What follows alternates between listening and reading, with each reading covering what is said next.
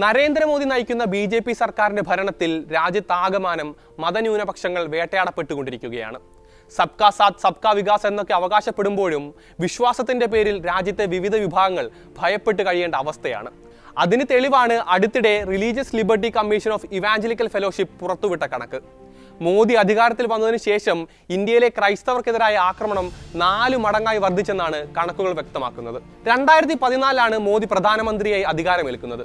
അന്ന് ക്രൈസ്തവർക്കെതിരായ ആക്രമണങ്ങളുടെ കണക്ക് 147 ആയിരുന്നുവെങ്കിൽ 10 വർഷങ്ങൾക്കിപ്പുറം 2024 എത്തുമ്പോഴേക്കത് 864 വർദ്ധിച്ചത്. ക്രൈസ്തവ വോട്ട് ബാങ്കിനെ ലക്ഷ്യമിട്ട് രാജ്യത്തൊട്ടാകെ വലിയ തോതിലുള്ള പ്രചാരണങ്ങൾ ബി.ജെ.പി. സർക്കാർ നടത്തുന്ന സാഹചര്യത്തിൽ കൂടിയാണ് ഈ റിപ്പോർട്ട് പുറത്തുവരുന്നത്.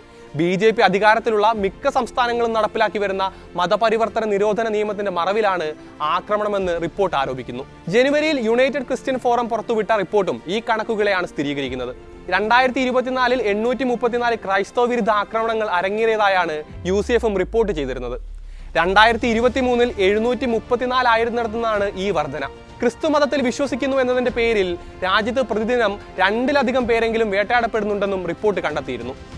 മതപരിവർത്തന നിരോധന നിയമത്തിന്റെ പേര് പറഞ്ഞ് വ്യാജ ക്രിമിനൽ കേസുകളിൽ കുടുക്കുക, വിശ്വാസികളെ ഉപദ്രവിക്കുക, സാമൂഹ്യ വിലക്കുകൾ ഏർപ്പെടുത്തുക എന്നിങ്ങനെ ക്രൈസ്തവർ വേട്ടയാടപ്പെടുകയാണ്.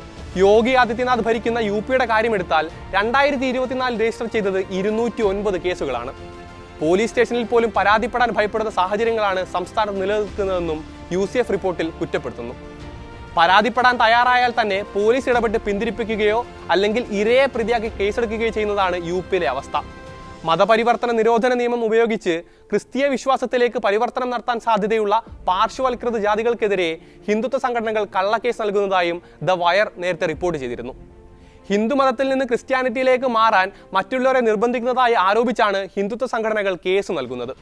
വിഷയത്തിൽ പരിഹാരം കാണണമെന്ന് പ്രസിഡന്റ് ദ്രൗപദി മുർമുവിനോടും മോദിയോടും ക്രൈസ്തവ സംഘടനകൾ കഴിഞ്ഞ വർഷാവസാനം ആവശ്യപ്പെട്ടിരുന്നു. കേരളത്തിൽ ഉൾപ്പെടെ ക്രിസ്മസ് ആഘോഷവുമായി ബന്ധപ്പെട്ട് കഴിഞ്ഞ വർഷം ഹിന്ദുത്വ സംഘടനകൾ അതിക്രമം നടത്തിയതിന്റെ പശ്ചാത്തലത്തിൽ കൂടിയായിരുന്നു അഭ്യർത്ഥന. 2024 ക്രിസ്മസ് ആഘോഷങ്ങൾക്കിടെ രാജ്യത്തൊട്ടാകെ 14 അതിക്രമ കേസുകളായിരുന്നു റിപ്പോർട്ട് ചെയ്യപ്പെട്ടത്. അതിൽ തന്നെ 2 എണ്ണം കേരളത്തിലായിരുന്നു. വിശ്വ ഹിന്ദു പരിഷത്ത് പോലെയുള്ള ഹിന്ദുത്വ സംഘടനകളായിരുന്നു ആക്രമണത്തിന് പിന്നിൽ. 2023 മെയ്യിൽ ആരംഭിച്ച മണിപ്പൂരിലെ വംശീയ കലാപത്തിൽ മാത്രം ഏകദേശം 360 ക്രിസ്ത്യൻ ദേവാലയങ്ങൾ ആക്രമിക്കപ്പെട്ടിരുന്നു. എന്നാൽ അതിൽ കൃത്യമായ നടപടിയെടുക്കാൻ പോലും കേന്ദ്ര സർക്കാർ തയ്യാറായിരുന്നില്ല. കലാപബാധിത സംസ്ഥാനം സന്ദർശിക്കാൻ പോലും ഇതുവരെയും പ്രധാനമന്ത്രിയും തയ്യാറായിട്ടില്ല. US ആസ്ഥാനമായി പ്രവർത്തിക്കുന്ന ഇന്ത്യ ഹേറ്റ് ലാബിന്റെ റിപ്പോർട്ട് പ്രകാരം കഴിഞ്ഞ വർഷം ഇന്ത്യയിൽ റിപ്പോർട്ട് ചെയ്ത വിദ്വേഷ പ്രസംഗങ്ങളുടെ എണ്ണം 74.4% വർദ്ധിച്ചിരുന്നു. നേതൃത്വം നൽകിയതാകട്ടെ കേന്ദ്ര ആഭ്യന്തരമന്ത്രി അമിത്ഷാ, UP മുഖ്യമന്ത്രി യോഗി ആദിത്യനാഥ് ഉൾപ്പെടെയുള്ളവരും.